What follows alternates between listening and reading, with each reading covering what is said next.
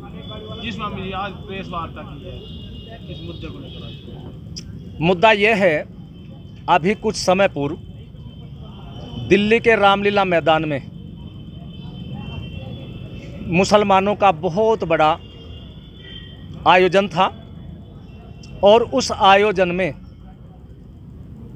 दारुल उलूम देवबंद के मौलाना अरशद मदनी ने भाषण दिया और उस भाषण में उसने ऐसी बातें की जो सनातन धर्म के विपरीत जाती है।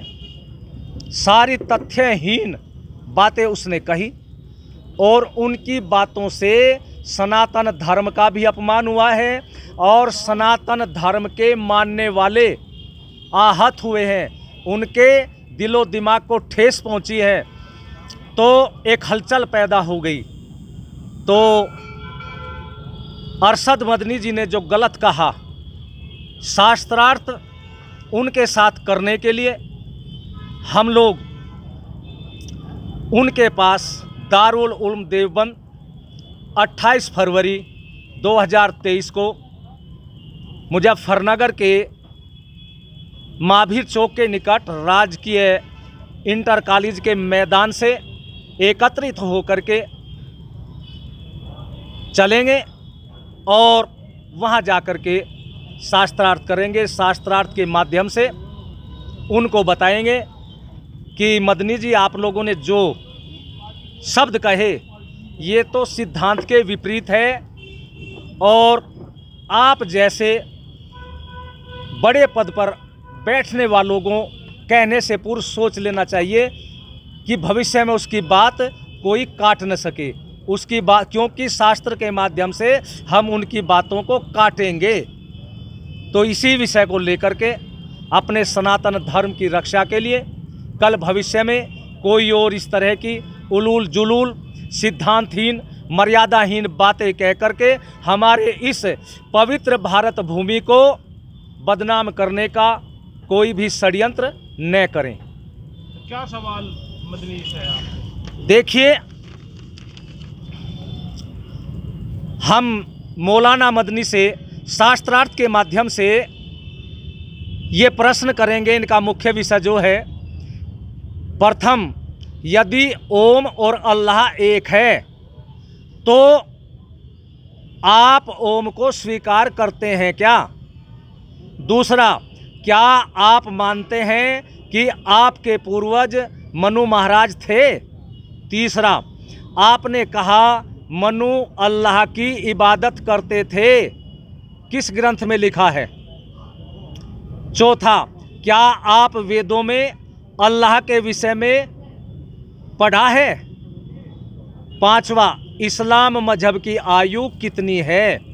छठा, इस्लाम मजहब की उत्पत्ति अरब में हुई या भारत में? स्पष्ट करें। सातवां, क्या 1400 वर्ष पूर्व भी कहीं इस्लाम मजहब का वर्णन मिलता है? आठवां, क्या विश्व में इस्लाम मजहब का प्रचार प्रसार तलवार के बल पर नहीं किया गया? नौवां, क्या देश का बंटवारा मजहब के नाम पर नहीं हुआ?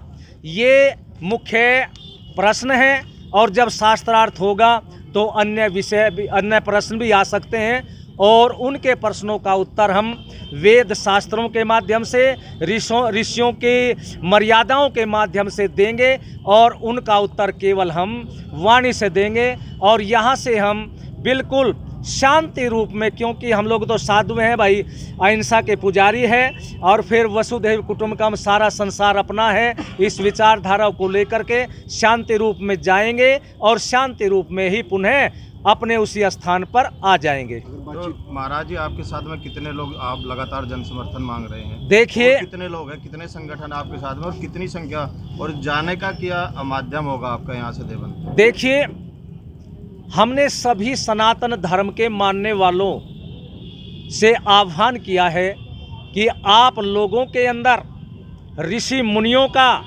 इस भारत भूमि का, सनातन धर्म का रक्त हिलोरे लेता हो तो धर्म के इस क्षेत्र में आप लोग अधिक से अधिक संख्या में 28 फरवरी को राजकीय मैदान में इकट्ठा हों और वहीं से शांति रूप में जाएंगे। सभी अपने अपने वाहनों से जाएंगे, कोई ट्रैक्टर से जाएगा, कोई मोटरसाइकिल से, कोई स्कूटर से, कोई कारों से। इस तरह वे लोग जाएंगे और सबके हाथ में सनातन धर्म की ध्वजा जो भगवा रंग में होती है, ओम ध्वजा, वो होगी और शांति रूप में ही हम लोग जाएंगे। कितने जाएंगे ये नहीं कहा जा सकता, क्योंकि ये तो राष्ट्र का मामला है और समाज का मामला है, धर्म का मामला है।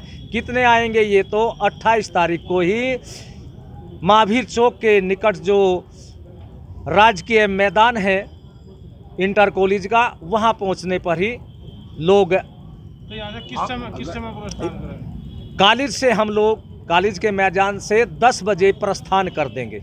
आपने पहले भी मोदी जी को लेटर लिखा था, क्या उसका जवाब मिल पाया? हमने 2 पत्र उनको लिखे। एक को तो ये लिखा कि आपने जो कहा है वो गलत कहा है और इन प्रश्नों के लिए आप हम शास्त्रार्थ करिए, और स्थान हम बताते हैं। स्थान आपका ही विद्यालय होगा, दारुल उलूम देवबंद, और उसमें आप लोग शास्त्रार्थ करें, हम आ रहे हैं। और समय और तारीख आप बताएं, लेकिन उन्होंने कोई उत्तर नहीं दिया।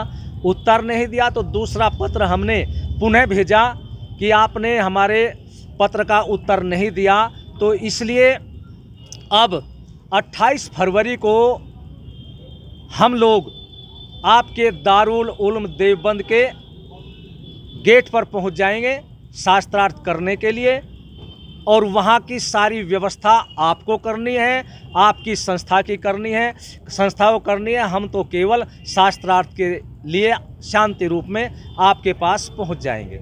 आपको लगता है कि दारुल उलूम आपने इसलिए चुना है, कहीं ना कहीं एक धार्मिक, कहीं ना कहीं वो विद्यालय है या एजुकेशन का एक वो माध्यम है लोगों के लिए? क्या लगता है आपको वहाँ जाकर जो छात्र भी होने चाहिए साथ में, या सिर्फ धर्म गुरु ही वहाँ होने चाहिए? नहीं, देखिए, शास्त्रार्थ जब होता है उसमें तो कोई भी आ सकता है बात सुनने के लिए, और इसलिए कि वे लोग वहाँ रहते हैं, शिक्षा का केंद्र हैं, और कितने ही देशों के छात्र वहाँ पर शिक्षा ग्रहण करने के लिए भी आते हैं, और वे सारे लोग उन बातों को सुनेंगे और सुन कर के उनको भी पता लगेगा वास्तविकता क्या है, सत्य क्या है, असत्य क्या है।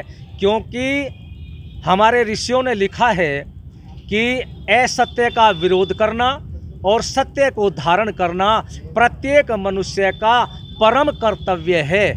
तो इसीलिए हमने वो स्थान चुना है।